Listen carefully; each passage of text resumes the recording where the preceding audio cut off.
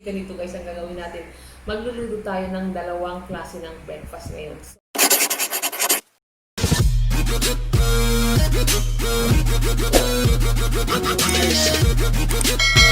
Hello everybody! Good morning everybody! Welcome again to another new vlog. So today guys, we are going to make two kinds of breakfast. So we are going to make kimchi rice and toasted bread with brown sugar. So this is very easy and very affordable.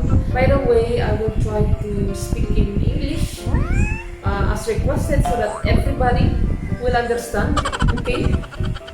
And at the same time, it's going to benefit me too. So I will exercise, diba? Matututo rin ako. But it's if guys, nahirapan na ako. But if I don't know how to speak English, I will use Tagalog. So it's going to be Taglish, okay? So let's go guys. Let's go and make some breakfast.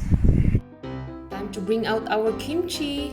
This was the kimchi that we made from my last vlog. So now we can use it for a kimchi rice. So this is 1 day old. As you can see, it's already fermented. But you know kimchi, the longer the kimchi, the longer it's fermented, the tastier, the better it is. So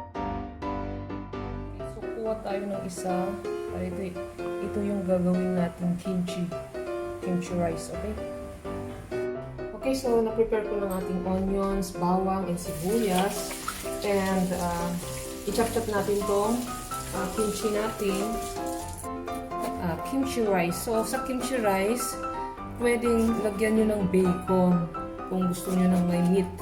Pero, ngayon, gusto ko ng pure veggie lang. And with egg. So, kimchi rice with egg ang gagawin natin.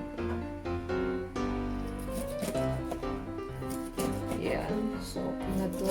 And then, let's fry. And may natira, so I'm just going to eat it.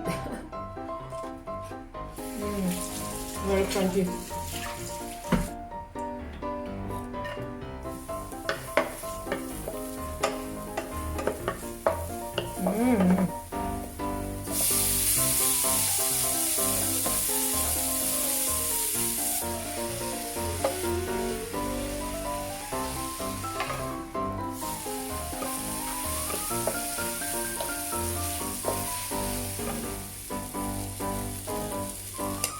So let's smoosh sauce.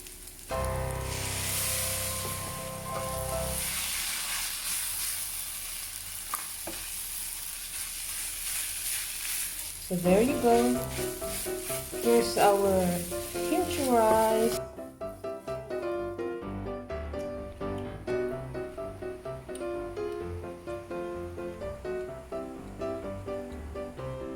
Next, let's fry our sunny-side egg.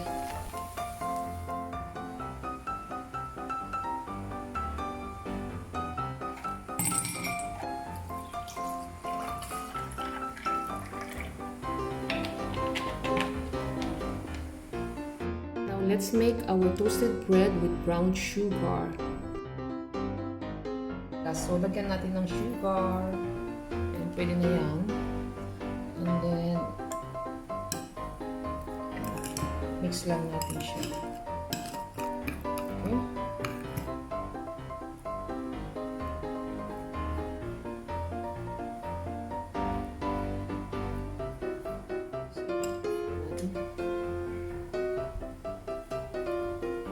Let's put on top.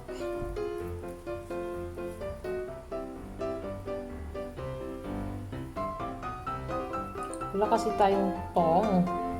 Meron akong tong, pero ang laki.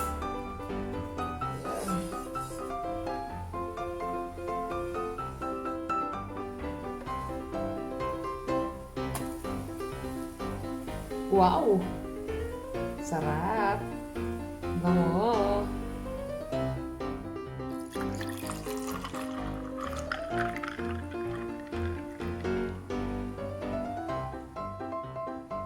Wow!